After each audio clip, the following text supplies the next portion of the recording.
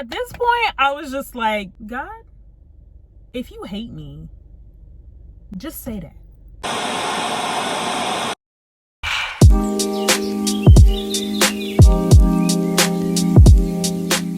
Hello friends, and welcome back to my channel. I know it has been quite a while. It has been a long time since I posted a video, and there's reason for that, because trust me, if I ever go on a hiatus for a really long time from YouTube, there's a very good reason. A lot of stuff that has gone on in the past couple months, certain things I cannot talk about. However, I will be able to talk about them at some point.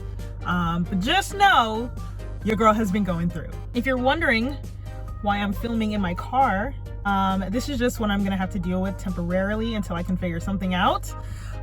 Since I moved to Alaska, they put me back in the dorms. That's a story for a whole nother video.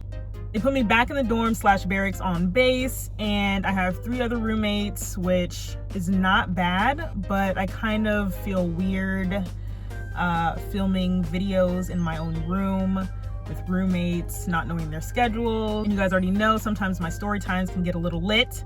I get a little wild. So I just want to feel on my roommates a little bit and just kind of, and maybe prevent waking them up in the middle of the day with my elaborate story times. Also, the F-35s are here at this base. So they like to fly a lot. So if you hear a lot of in the background, yeah, that's them. But until then, I just wanted to go ahead and tell you guys how my journey went driving from Missouri to Alaska, which includes driving through Canada. As you guys may or may not know, I was stationed at Whiteman Air Force Base in Missouri, and my friends and I have this thing called the Whiteman Curse, which just basically means that ever since we went to Whiteman, it's just like when bad stuff happens, it happens all at once, back to back. You know, everybody goes through something bad, you know, every now and then. But no, for some reason with me and my like close friends, when something bad would happen, it would happen, like bad things would just happen like in a row, and then it would be like a long period of like nothing, and then it would happen again. That Whiteman curse did not leave me until I crossed over into Alaska. I swear to God. But when I got orders, I decided to drive from Missouri to Alaska. And you're probably wondering, why didn't you just fly? Like, there had to have been other options. Like, who drives that amount of miles to do a completely different country into Alaska? Like, who does that? Let me just say, the only reason why I chose to drive was because the reimbursement money that you get for travel in the military, also sweet, too good to pass up. Geography lesson, I'm not gonna lie, I didn't even know that you could drive to Alaska. To be quite honest, I did not know that Alaska was connected to North America. Based off of my education system, based on my grade school teachings, and the maps that they would show us a lot of the times, typically it would always show Alaska as like this little island, like by itself, just off the map, not connected to Canada at all. So I literally thought up until like a couple months ago that Alaska was like its own little island in the middle of the ocean, which doesn't even make any sense. But once I got my orders with like 6 or 7 different other people. So we kind of all agreed that we were all gonna drive as like a convoy. Is that what that word is? A convoy, and we were all gonna drive up together and just kind of look out for each other. Now, when it got closer to our departure date, me and my buddy Blake, what's up Blake if you're watching this, we decided that we were just gonna travel just the 2 of us. Blake is like me. You know, we're similar in the sense of we appreciate the finer things in life, and we're all about saving money. So I knew that Blake wasn't gonna want to stay in a roach motel. He wasn't gonna want to sleep in his car or have us sleep in the car. He was gonna want to find like a decent to nice hotel.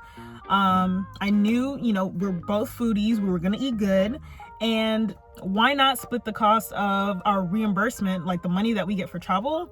We could easily just split that with hotels and food, spending it all just paying for ourselves and buying separate hotel rooms and separate hotels, all of that stuff. Anyway, it sounded like a great idea. We had everything planned out of where we were gonna stop, all the foods we wanted to try. Like, we were set. Oh my God, I need to turn my car back on because I turned it off because I turned my car off because it started shaking because, you know, I left it on and the steering wheel started moving. It was shaking the camera because like I have the AC on, but it's getting too hot in here. I need a second. So our departure date came, we went, said our goodbyes to everyone. We got breakfast for the last time with a group of friends, and I drove my truck and Blake drove his truck. Our first stop was Sioux Falls. Sioux Falls, South Dakota. The entire day went as planned, and it was too good to be true. Like, everything was nice. We went and had good food. Hotel was great. Nothing bad happened. What could possibly go wrong, you know? I just thought, you know, day one was so great. I said this, I was like, I really hope the rest of the trip goes as good as this. I knew it was too good to be true. I knew day one was too good to be true.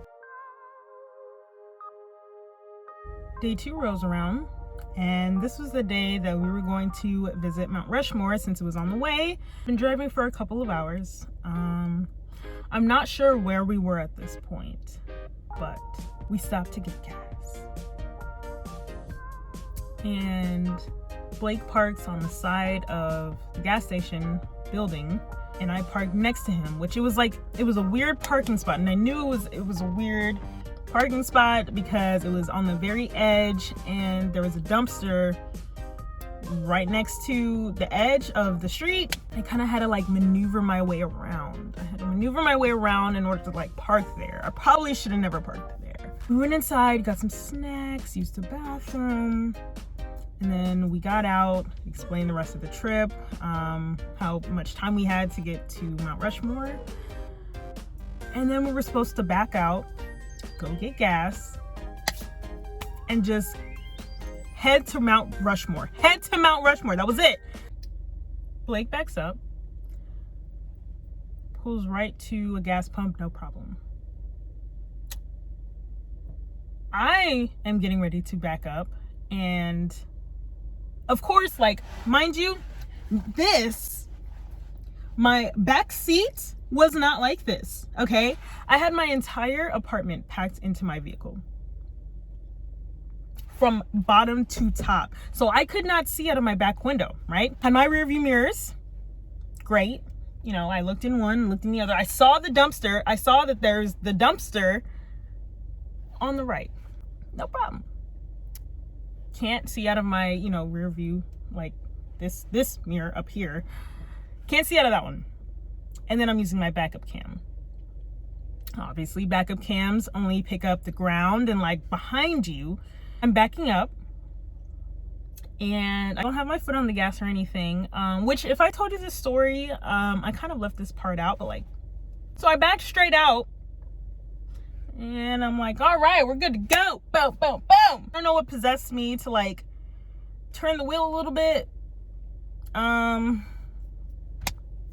I really didn't need to. All I had to do was back straight up. And the next thing you know, I hear poof.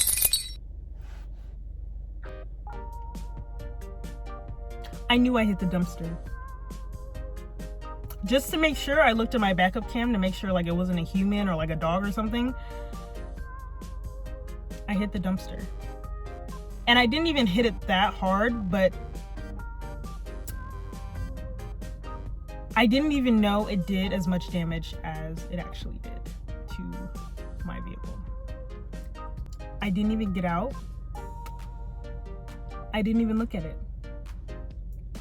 I pulled to the gas pump right next to Blake, and I went over to him while he was pumping his gas and was like, hey,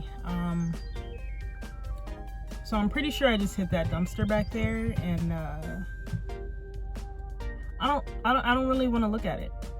I don't want to look at my back, the back of my car.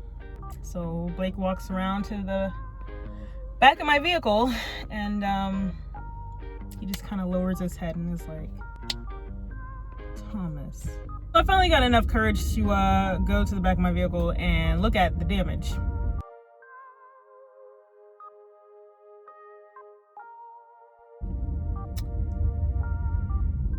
I think I had been so emotionally drained by that point, like, because I said I had gone through a lot of stuff prior to this move. I think I had been so emotionally drained from Whiteman that I didn't even feel anything. I was calm and cool as a cucumber. I didn't react. I didn't like get sad. I didn't get angry. I wasn't scared. I wasn't anxious. I wasn't anything. I didn't feel a single thing. I was just like, this is my life. This is my life. This is the Whiteman curse. I accepted the fact that that curse was probably gonna stay right by my side throughout this entire journey. The calm, cool cucumber that Blake is, he's just trying to talk me down off a ledge. He's like, it's okay. We're gonna find somewhere to, you know, get it fixed. You know, we can call this auto shop. We can call this company and this company. Until we realized it was Sunday. It was Sunday. Nobody was open. No repair shops, no nothing. And I was like, I can't call AAA. That's for like, if you break down, if you're towed, if you need to be towed. Tow my vehicle somewhere. I don't need it to be towed. It still works perfectly fine. It's just that my back window is completely shattered. We ended up having to walk across the street to another gas station that had, for some reason, random tarps and a whole bunch of Gorilla Tape. And we just taped over it. And we proceeded to go to Mount Rushmore. But did you think the trip was over just because I shattered my back windshield? No. Day 3 rolls around. We're planning to go to Yellowstone. Yellowstone is on the way. We're like, yeah, we're gonna go there. We're gonna drive like 4 hours there, spend like 2 hours in the park, and then drive another 4 hours to Great Falls and just sleep there. We did not plan out this trip very well. A lot of the moves that we made were on the fly, and they were made that day. Big mistake. Huge mistake. Would not recommend. The drive going to Yellowstone was absolutely gorgeous. It was the most beautiful route I've ever seen in my entire life.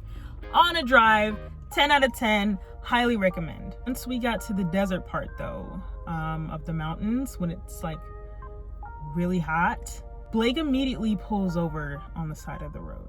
All of a sudden, he gets out and he starts looking at the front of his car. Pull over behind him and I get out and I'm like, what are you doing? He's like, you see that? And points to his front tire. His brakes are smoking. I started panicking because in this part of the drive, we had no signal. Like, we hadn't had signal for hours, okay? It's not just, oh, there's little dead spots here and there. Like, no, if you decide to take this route and drive, there are multiple occasions where you won't have cell signal for hours. I started panicking. I didn't know what that was. I had never seen brake smoke before. I'm freaking out. I'm like, Blake, oh my God, we're gonna blow up. Truck's gonna blow up. Nobody's gonna come out here to get us. What are we about to do? There's nobody out here. We're in the middle of freaking nowhere. No cell service. We're gonna die. And that cool cucumber was like, no, like, we're fine. We're fine. We just gotta let it, you know, let the truck sit for a little bit and then I should be good. Apparently, with all the weight that he was carrying in his truck and constantly riding his brakes all up and down these hills and mountains and stuff, so all that weight on his brakes was causing like a whole lot of friction, and it was already hot outside, so it was like burning his brakes up. Sat there for a little bit, took a couple pictures, and then we proceeded on to go to Yellowstone. You cross into the gates of Yellowstone. I thought it was just a national park. I thought it was like gonna be really cute. We were gonna be able to drive and like stop and like, I don't know what I thought. I thought it was gonna be like a national park, like a zoo or something. Like we were gonna see animals and it was gonna be really quick. We were gonna stay there for like an hour, 2 hours, eat something and then leave. We did not know how big Yellowstone is, okay? Let me just go ahead and say that Yellowstone physically is the size of a small state. We only anticipated to be in this park for about 2 hours. And it took us about 2 hours to drive from one park to the next. So, oh, and here's the kicker. So it started raining, right? No big deal. Except for the fact that it was a torrential downpour, all right? Not only was it a torrential downpour, it starts hailing.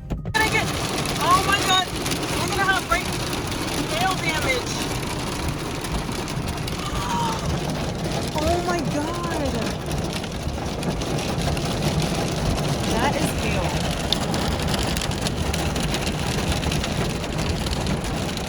Oh my God. I'm so annoyed with this trip. I'm over it.